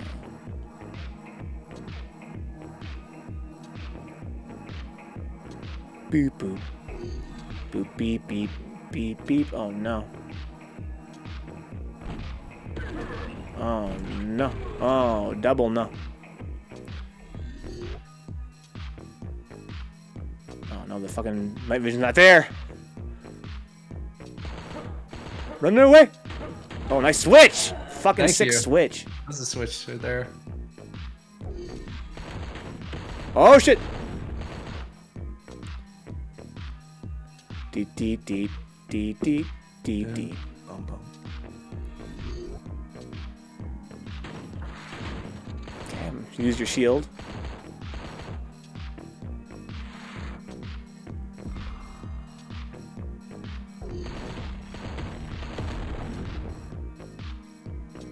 Beep, boop.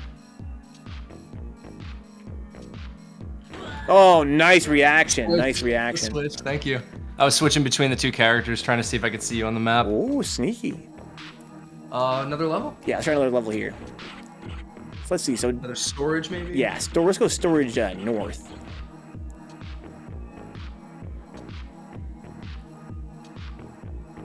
I want to be need. That's right, my favorite.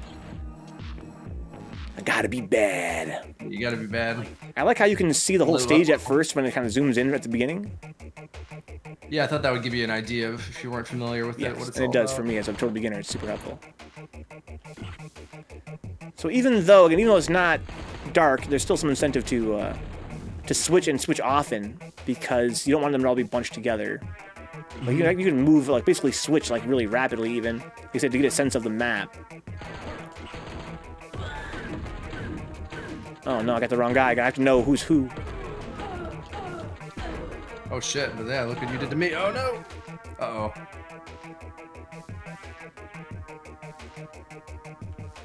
Dee. Let's go, Mac. Shoot him. Yo, champion, make it. Shoot him up.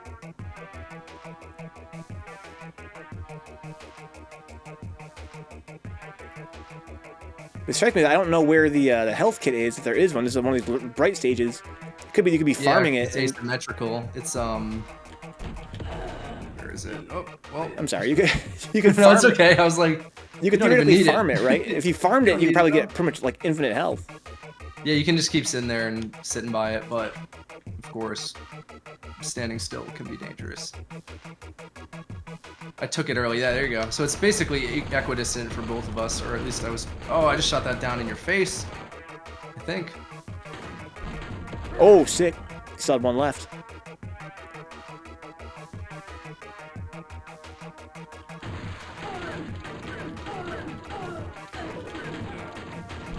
Oh, nice.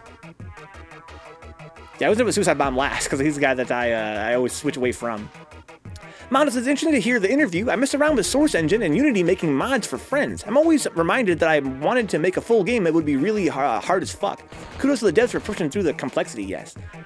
Oh, thanks. You know, I mean, I think anybody can make a game, and starting small is the best way to do it, but it's very easy for the projects to grow way larger than you expected or take a lot longer than expected, for sure. The multimedia thing, it's like a whole, you know, and then there's interactivity. Forget about it. It's a lot. But it's really satisfying, and I definitely recommend it to anybody who's interested to pursue it, because it's a ton of fun.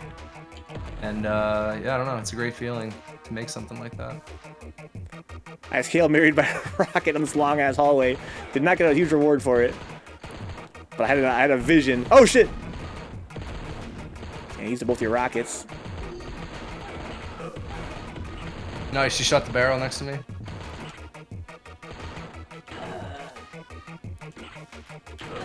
Oh fuck. Oh shit. That was lucky, that was sick. That was sick. Dick says, use Suicide Bomber and rush enemy spawn. My advice was so good it applied to the future. Exactly, Dick. That's exactly what I was doing. Mind if I grab a glass of water? Yeah, get a glass of water, dude. I got two of them here. Less than 1 minute. That's a streamer tech, dude. It's us thinking, Dixie. Yeah. So, like Drew pointed out, this game, because of its, you know, its variety of stages, variety of characters, and variety of playstyles, there's never just one solution for every problem. Because basically, if he had been moving his characters really rapidly, that wouldn't have worked. But because I hadn't done that in a while, I had this read, right? Like, I haven't done that in a while, I haven't rushed his base in a while. Maybe he's gonna leave these guys there, right? And so that's why the Suicide Bomb worked in that case. But he did move them at least far enough apart. Like, he moved them, his characters apart, so I couldn't kill them both with one bomb. You know what I mean? That's pretty smart. The move. That was pretty smart. Want to try another storage level? Yeah, hell yeah. Let's do match settings here. I like that I can use the menu literally anywhere. That's such a fun feature. I can just go to the menu wherever I am in the game.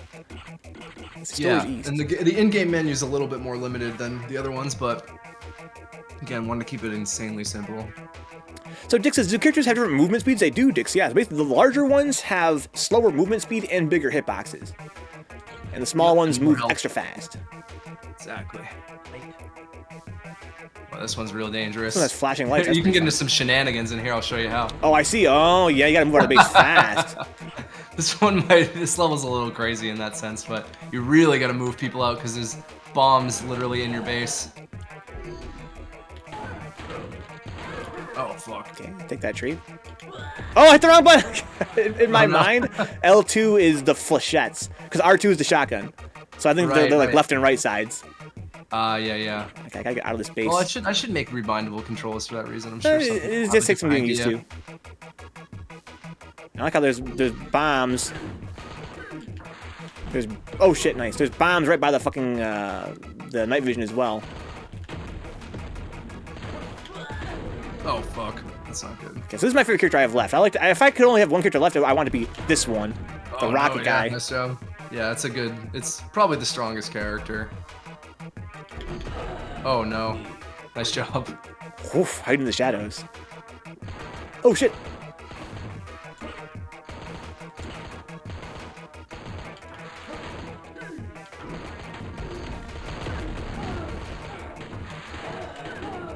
Oh, nice.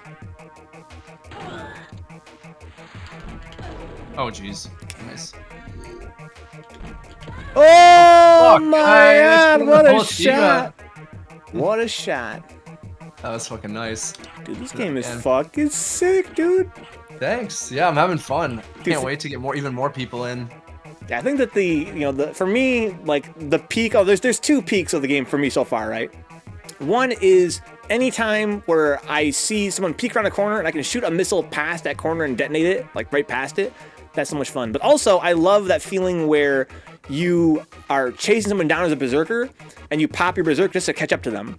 And while you're closing in on them, they're shooting back at you, but your shield absorbs some of that damage, right? So it really is really super fun in that respect. For sure. I kind of like, I've really noticed too, I like the thrill of when both people are just really shooting lots of flechettes at each other. I start like gritting my teeth and I'm like, oh, there's like bullets flying everywhere, you know? Yeah, and you have to be at a certain range to be really effective. There's that element of like footsies where you're trying to, you know, you're shooting flechettes at full screen basically, and you're trying to, you know, put barriers between you and the opponent, but and you're both low on health. Yeah, it's zoning. so much fun. You're zoning with those zoning. flechettes. Oh, fuck. I pop my berserk though as a reflex. It's my fucking panic switch. Good. That's good though. Oh shit! Wait, how'd you get over there?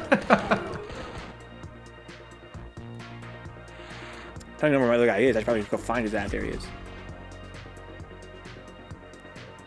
Dee. That was silly of me. I committed that suicide. I had full health. I saw you there. I was like, I'm gonna kill this bitch right now. Hell yeah. I should have just took a couple shots. Might be able to kill you without any suicide. Oh shit. Oh wow. That rocket's so strong. I can't help but see in the chat someone may have noticed mentioned the game Loaded. I don't know if that's what Reloaded, the sequel to Loaded, maybe? An old PS1 top-down game with really demented characters, which was definitely a giant influence, in case anybody was wondering. I don't know if that's what Reloaded HD is. Kind of reminds me of top-down DOS games these places, Mage Sage, huh? Yeah, between the visual aesthetic. Oh shit! The fucking yeah. Oh wow! My shield saved me there, even against such a strong character. Yeah, we're getting nice with this right now. Oh, yeah, nice. But we're gonna have to kill you. Sorry. Dee. Oh no. Okay, couldn't do a lot of damage there though because you had that shield up. Oh no. I only have one rocket left though. And all I got is my little scrap. Dude, I love the tactical aspect comes into play when you're like, I only have one rocket left. Oh, I killed myself. Oh. I didn't aim my gun fast enough. I flicked the stick. Yeah, you gotta be wise with that final rocket. Yeah, the aspect of like the ammo management aspect. Oh, so sick. Thank you. Oh no. God, you're digging. Oh shit! Get out of here. Kind of like Hail Mary with this. Oh shit! I actually had a good read where you were, but I just barely whiffed.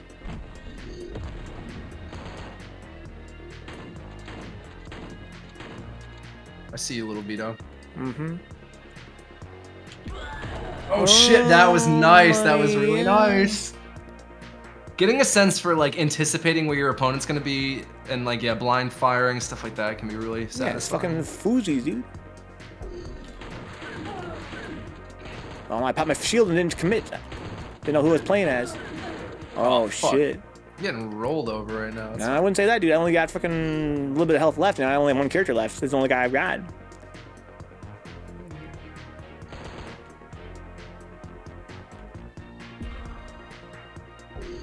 Oh no. Dee. Buy Roze Blud, not indeed, dude. Vote brass. This game is launched on February 2nd, guys. I'm enjoying it fucking immensely. Can't wait to play with y'all. Oh shit! Once again, yeah, we couldn't see each other, but because of that bump, right? The bump in the dark is such a fun thing where it's like, oh shit, there's somebody right fucking there. Yeah, you better think fast. Use your spread. Let's see here. I think we haven't spent that much time in detention. I think by now we've probably seen all the different types of stages here. I think we've definitely seen all the types, and we may have even played all the levels by now. Bump in the dark, man. We need a bump in the dark. Let's raise the stakes. Out of curiosity, I want to see if we can do like a first to 5. Let's see how that feels in comparison. Surprised there's no 10. We could just do 2 5 to 5, 2 5 5. Yeah, we could. I have no reason not to add more. I mean, I figure you can just play another one. Yeah. It also gets you back to the menu. You can kind of decide if you want to play a different level. But yeah, I'm open to feedback about round length. I mean, I think even like 3 might be almost too few. I don't know. I don't mean. Oh fuck, I'm screwed. Yeah, they're kind of. I got them right there close to each other. Okay, should use my rockets better.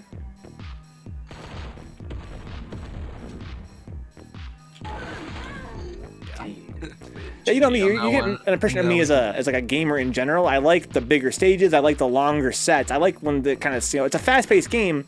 I kind of like when it's like like there's more like time or more like like more running back and forth, not so much just running. Oh shit, no, my guy. It's okay. Which are quick though. Yeah, no, we'll add an option for 10 maybe. That seems pretty good. Or I guess probably need to be 11 or 9. It's gonna be not even. Yeah, I see what you mean. Yeah, because it's not a first to 10. It's not a first to 5. It's out of 5. Best of 5. Out of 5. Yeah. 9 could be good then.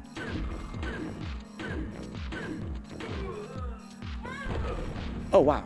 Well, unfortunately, I wasted my suicide blew up your rocket there. Yeah.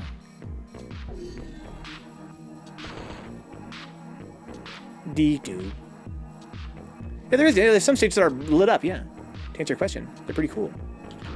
I don't know, rockets. Oh no. Roze Blud wins. D. Oh man, I was trying to say sleep. I want to run right between those two characters in suicide. Oh yeah. Wow. I had a crazy idea. What's that? I want to hide in my base. Because I'm right in a little nook here. Depending on who you have. Oh shit, I used my rocket. But see, I could have hidden it right here. And as you came toward me, I could have put a little rocket out there. And kind of blew you up. Like, basically, I could force you into a really narrow spot and use my rocket to kind of defend myself there. Oh yeah, that could work. Oh shit! Oh yeah, because I took a bunch of damage earlier. Oh, I see. You know what's interesting is something you do that I don't do. You will shoot my guy, and then you'll run away. And even though you didn't kill my guy, it's almost better that way because then I'm kind of like I really can't like fight with that guy anymore. He's effectively dead. Yeah, that was made useless, right? Yeah, he's effectively dead. Braden. Isn't it funny how this robot in the chat, Brassy, is one of these follower bots, but they're named Brassy, kind of like it's oh, nice. Very fitting. Maybe. Who knows? Very fitting. The need is infiltrating the chat. Bye, Brassy.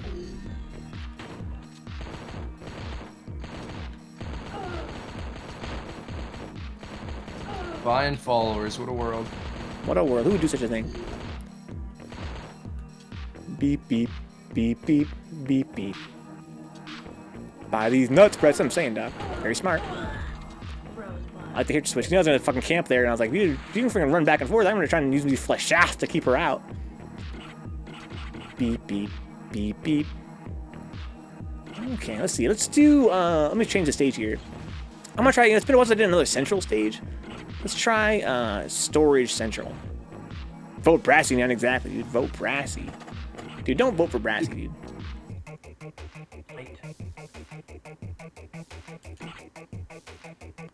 That's Japanese! That's fucking Japanese! This is a pretty big fucking stage.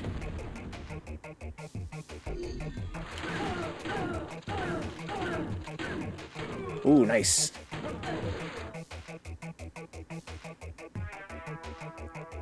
Now you have night vision, I think. Just lost it, but I still found this guy. It's okay. Oh shit! All right. A life for a life, dude. Yeah, right. I thought I was so smart, and then I wasn't. Oh shit! The night vision. Oh shit! Sick. I couldn't see you. You can see me though. That's so sick. That really is like to me the heart of the game is like the situation we just saw. Oh, okay, I see. Oh shit, that's not very nice. Very nice. Yeah, but again, this happens a lot so far, right? Where this element of like you have the night vision now. Yeah, but I lost my strong character in the process, so it's a tough loss. Oh, okay, it's alright. I got my night vision.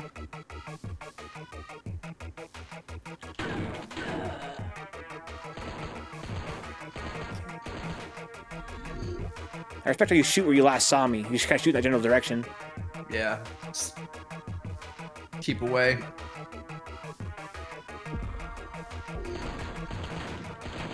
Nice. Flashach. Dude, fucking Vito is so fast. Like, it is, even though he doesn't have, like, the best special move, but his speed makes up for it, because it's so fun to kid around with him and kind of be unpredictable that way. You can kind of get up and go. Oh, no.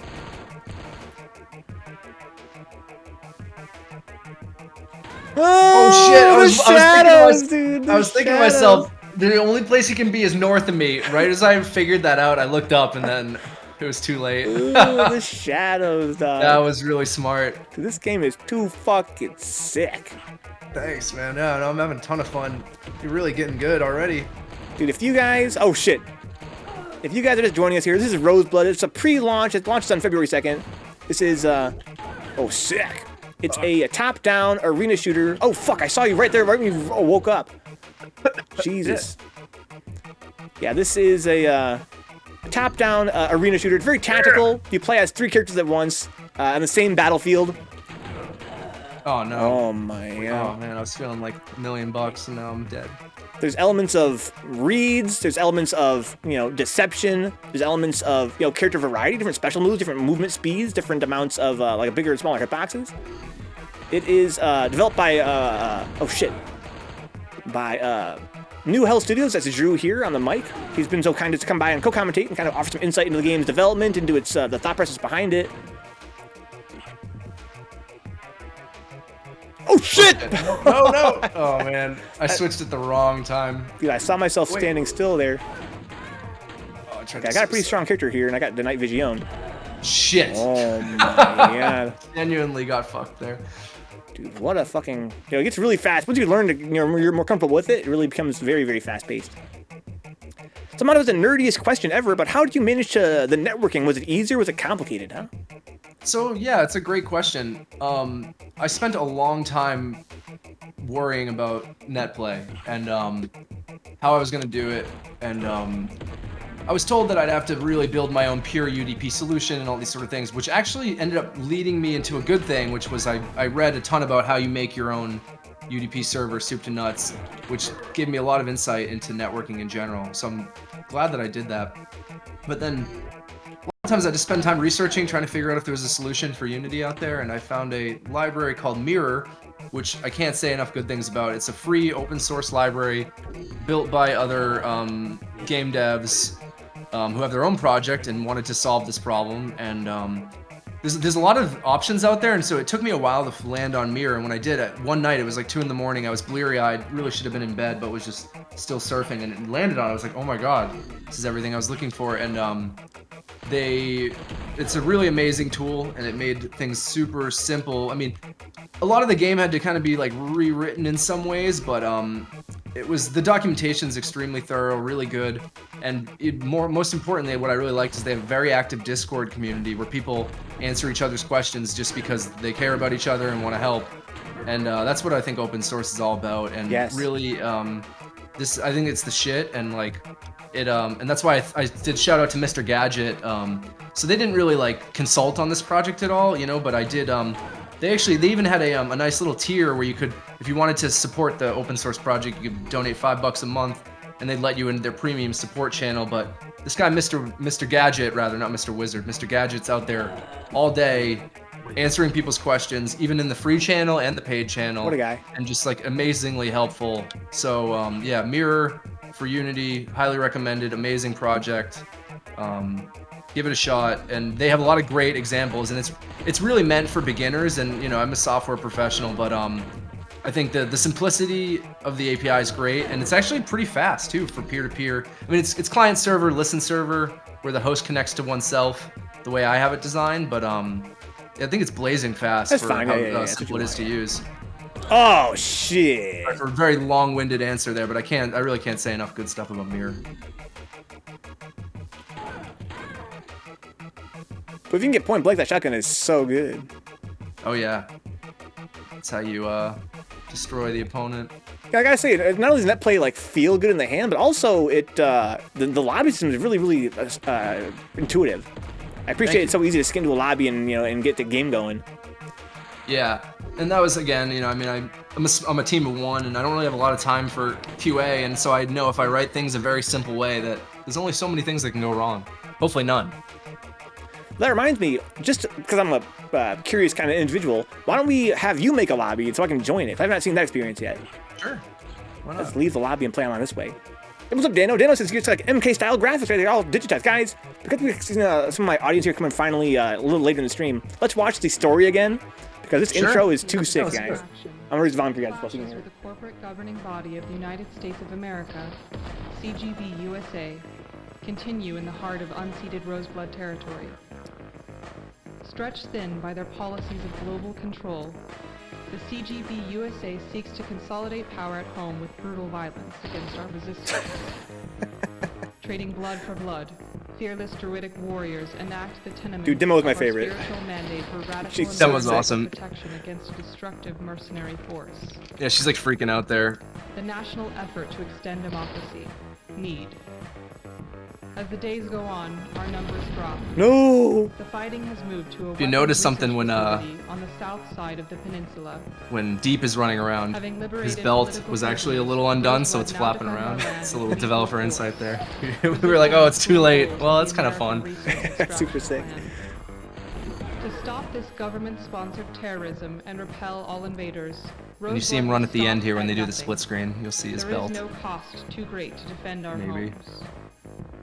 It's hard to see, probably. Amazing. What's up, Ryan? Welcome aboard, dog. So note says here, Vito has better stats because the developer portrays him faster and with smaller hitbox. Sadly, stucks himself at computers deving, huh? Damn, that's. I think someone's spreading misinformation. Maybe he's working on behalf of Need. I think I like all characters about equally in terms of how they play. Again, I love that, Scrap and Vito, they're the fastest and the smallest, but again, their suicide is not really the best special move. So it's like, even though you might only have Vito left, and you're like, oh, I don't have my rockets, I don't have my berserk, but I can get around so fast, right? So it kind of evens it out. Like it's not a loss. And likewise, I kind of feel like when I'm playing a berserk, like my mind state changes where, she's pretty fast, but she doesn't have like a rocket, and the rocket is like the best special move. But the fact that, the biggest character has the rocket, it kind of balances it out. Let's see, if I want to, play online, I want to browse Steam lobbies. So I see White Mage there. Okay, so we had a bunch of guys playing, be a lot of, I see a bar count as well, like a connection bar. That's pretty dope. Sick. Now I can ready up. I can't change the stuff like I could before as the host, but I can ready up or not. That's right. But I haven't, is there, I see, Sector Research South, rounds 5+. Okay, it's ready up. Or we could do Research Central. I know that one's a little tight quarters. Yeah, so... that's the one I played first, and that was probably my personal least favorite stage so far. Not because it's a bad stage, but because it is so tight. There's really nowhere to run, nowhere to hide, and I kind of like the stages where there's like more going on in terms of like the movement, the movement. Maybe Detention Central is a good, or I don't know. How long has it been since we did research? Should we just try Let's do it out Research for a Central, yeah, sec? let's do it again. That was the first one we played. Yeah. Notice that Scrap is better because Suicidal Goth GF. Nothing wrong with that, dude. OG Suicide Girls, never forget. OG. OG. Oh shit! That's so smart. That's so smart. Oh, you have the night vision. Oh shit. Oh, shit. direct hit. That's really nice. Oh, I killed myself. I kind of a narrow spot to shoot through there. Right. I didn't appreciate how narrow it was. And I think the size of the levels almost dictates the power of the rockets in a way. Yes. Because in the smaller stages, they're not that great. They're pretty good. But they're still really good. But you can't just. Why did I do that? You can't just blindly fire them in the same way that you could more liberally in a bigger stage. Yeah, really, my thing with Vito or Scrap is just to trade a life for a life. And if you can get that night vision, it's a worthwhile trade for sure.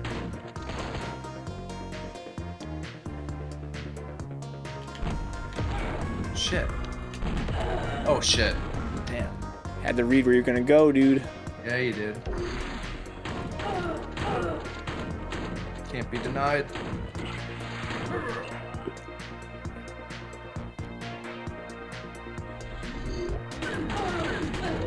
Oof.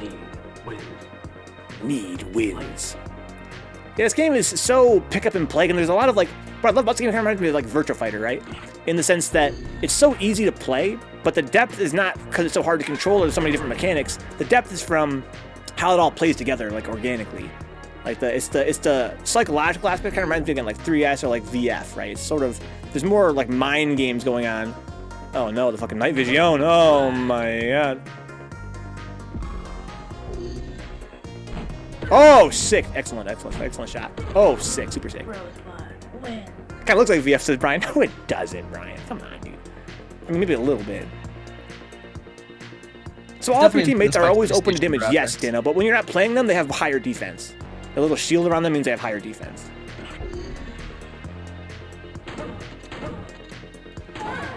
Oh, shit. Very nice. Yeah, basically, Drew's strategy is to kind of like shoot my guys in the legs, basically.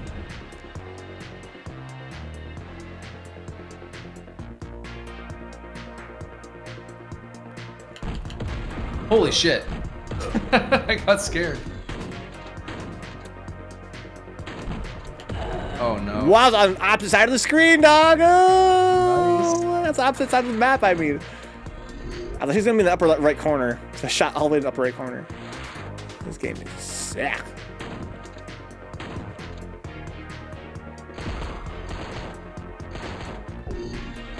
Oh, nice. Excellent tracking. Excellent tracking. I thought you were maybe still in your base or something. I wasn't sure. Then I snapped around. Oh, I couldn't quite suicide in time. Beep, beep, beep, beep, beep, beep. I have to really aim that very carefully. The analog is very delicate.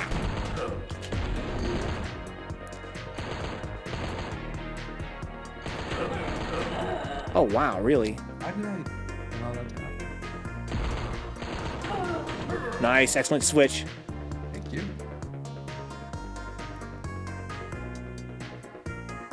Uh-oh. So I can kind of like play defense till the shit wears off, too.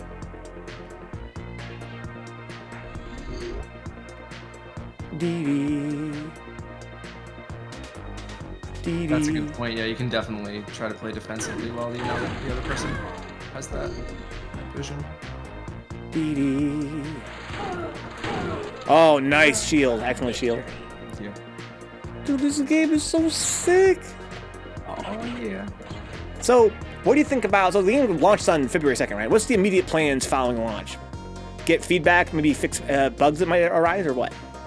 I'm really just planning on trying to develop the community, I guess. I mean, it's like, I'm really the only one kind of supporting the launch for the most part. Obviously, I have the lot of support from friends and family, which I'm eternally grateful for. But yeah, I think I'll be spending a lot of time, honestly, just like making sure people are getting games, because sadly, I've seen a lot of, otherwise decent games, if they don't have much of a player base, it can be frustrating for players, even if the game is otherwise good. So I think trying to make sure people are playing, get people playing. Definitely, seeing what kind of bugs arise. I think, like you were saying, the lore, developing the lore a bit in the way of character profiles, I think would be really fun and interesting. And, I mean, I think I'm also going to be observing kind of like what the, success of it looks like, because, let's say I was able to do something decent enough that there was some money, I could potentially hire someone to get a level editor. That would also indicate that there's enough popularity that a level editor would make sense, you know what I'm saying? So I'm hoping to, basically develop the game, get a lot of players in, honestly have a lot of fun matches. That's really, at the end of the day, I didn't make this like, seeking fame or fortune or anything, but I do want a player base. I want people who are better than me, some people who are learning and maybe want to, just kind of mess around with it. Different types of players and people having fun and playing it is really my biggest goal. But yeah, I think I'm going to kind of organically see what develops. I have a backlog of, potentially hundreds of things I could look at. But I'm going to kind of, see what the feedback looks like, I guess. Oh, excellent fucking shot. Excellent shot. Yeah, I think that you have the right mind state, dude. I think that, I think that in some respects, indie game dev, I should say, part of it is like being a content creator, or let's say you have to be a marketer as well, right? It's very easy to forget that you're not just a dev, you're not just a game designer, you're also a fucking marketer, and that's got to be really frustrating. As someone that, I hate promoting my stream. I really hate it. For sure, no, I feel that. It takes so much work, and it's so not that interesting, honestly, for me. But it's important for success, right? For a game like this, if people aren't aware of it, then there's no way it can succeed. So if you guys are watching right now, I think it looks pretty cool, and let your friends know. Roze Blud, February 2nd. This game is, honestly, I've been playing it now for more than an hour, and I gotta say, just the gameplay aspect of it, it's so much fucking fun. And the net play works really well for what it is. You can't ask for more than that. Thanks. Yeah, no, I'm excited. I'm glad to hear the positive feedback, and yeah, I want people to play, and I'll be spending some time trying to make sure people are playing and that they can get matches.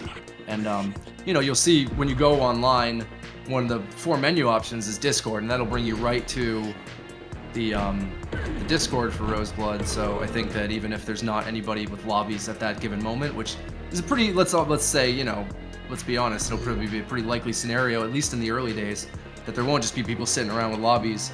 You can connect with people on the Discord, and you can join that now as well. So if you go to rozeblud.com, there's a link to the Discord there, as well as obviously Twitter, Instagram, all that stuff. But the Discord, people will start to get popping, I think, once it's out and people can start playing. This game is so sick.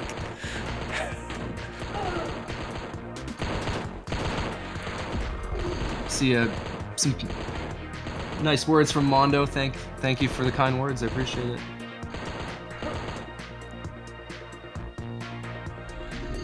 Oh boy, I saw Vito.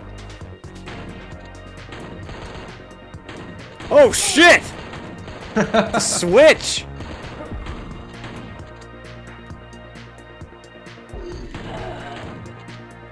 A very inopportune switch there. Dude, the comeback might happen. Oh, not quite. That was sick. Night vision. That was sick. That's my favorite moment. My favorite moments are the cat and mouse part of the game. That's so sick. But this stage is fucking sick, dude. Yeah, I just had to need some time to get used to it. Familiar with the game, right? Yeah, exactly. The stage is too sick. All right, dude. Why don't we do? Let's do 2 more sets, dude. Let's see. The time is now 11:04, huh? Let's do 2 more sets. And then I want to learn more about this game's development from a technical standpoint, if you don't mind. Yeah, that sounds great. If you're still available tonight, that is. Oh yeah, I forgot that I'm the one controlling things now. So let's do Detention Central. Got it. So Dano says you can mix up team members. So the way it works at Dano is that you have each of the 2 teams has the same 3 team members, different sprites though, and they are a berserker who has her special ability. She can shield for a little while, once per match. She can bring up a shield that makes her move faster and have more defense. You have a bazooka man who can shoot out 2 bazooka rounds, and you can detonate that round anywhere in mid-flight that you want.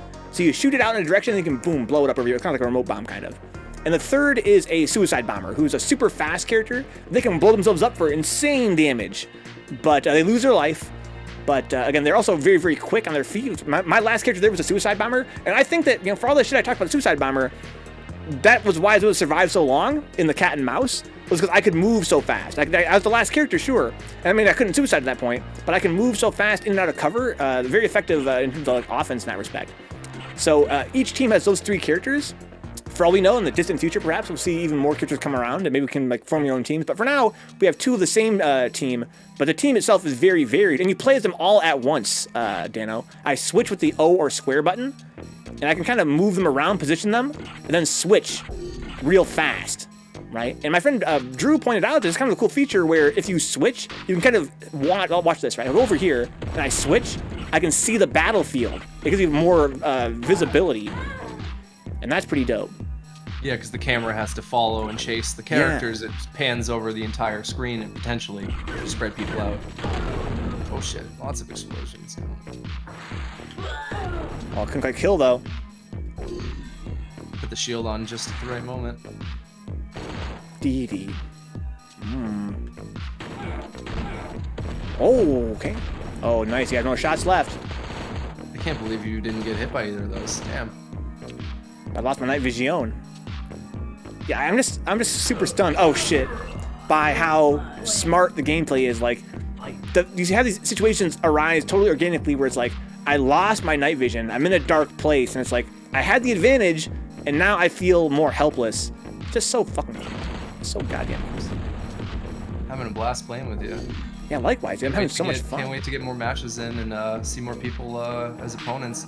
We're gonna see, and I think it's part of the incentive for me, to see it to be a little bit more successful. Like, I want to see people do things I didn't expect. I think there's a lot of room for experimentation. We'll hopefully see some real cool clips of people doing insane stuff, tricking people, playing mind games, and getting competitive with it. And I'm ready to compete, And I think it's kind of reassuring that pretty early on, between you and other friends of mine that I've played with, I'm not going to be the best player at this game, and that's exactly how I wanted it to be. I want other people to really advance it, and for me just to be along for the ride after I've put in all the work and just have fun and play. For all the shit I was talking about, fucking Suicide Guy, again, I think I like having him that last the most, because although he's not the strongest, then the Missile Guy is most likely to succeed, I feel. But Suicide Guy is so... I feel like I can survive longer if I can move. I have that movement. For sure. I feel like I can kind of like run away and I can play more mind games. Yeah, there's utility, and you can use... I've done it before, and you've probably kind of occurred to you that, like, you could put a more powerful character out, or even especially if they're wounded, and then use them as bait. Someone goes to chase them down to shoot them, and then someone else is waiting in the wings to switch to them and then take them out.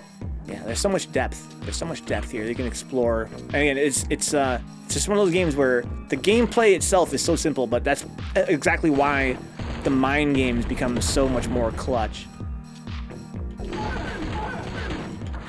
Oh no, I hit the wrong button again. I need to remember R1 is my shots.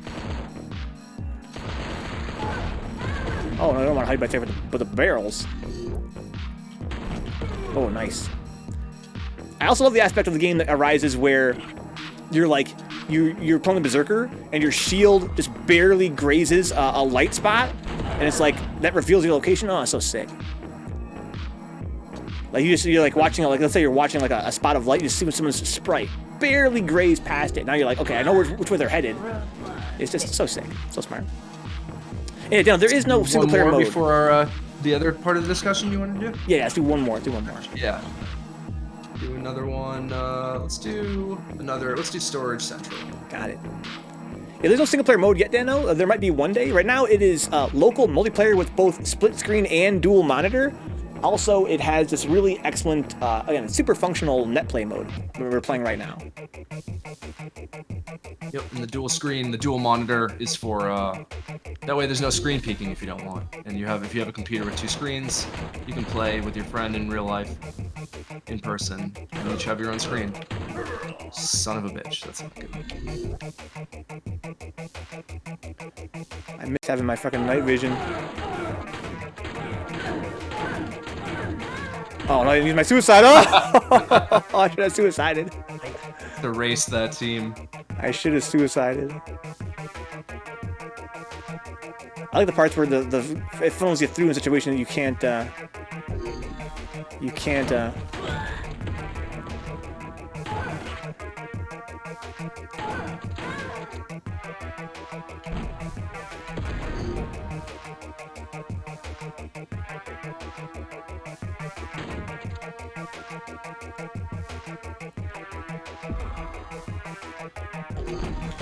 Oh, the camping! Oh my god!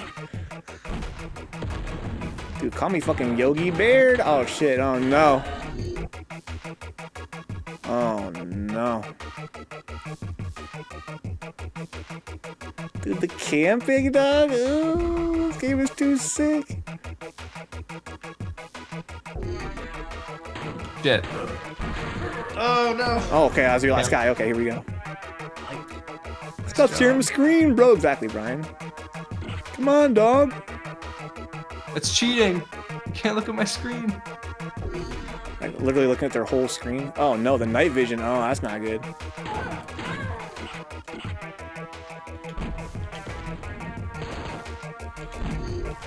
Oh, no. Marine! Oh my god.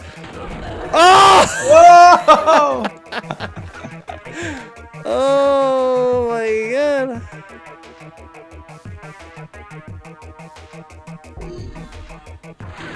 Oh, wow, a one-shot kill. Oh, no, she's so small. Yeah, I can't fuck with the fucking berserker in up-close combat. Nope. Oh, no, I'm running through the fucking light like a dumbass. Oh, no.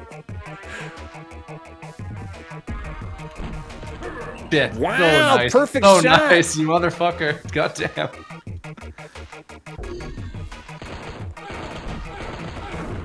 Shoot it down. Oh, the night vision. Oh, no. I hear you grunting. Where are you? Oh! I saw my characters, I saw the background of the map stop moving for like 3 frames. I was like, oh, I hit something. Wham, pull the trigger.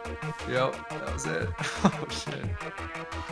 It's kind of cool playing a scrap to get the fucking night vision because she's so, Oh, shit. she's so quick. Oh, sick. Very good read. Thank You know, I just killed your guy right there.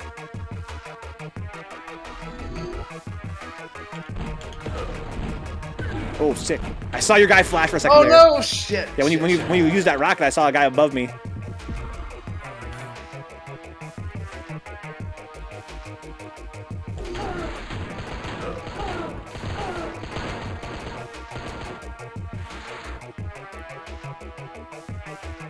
Oh, no, I don't want to be over here.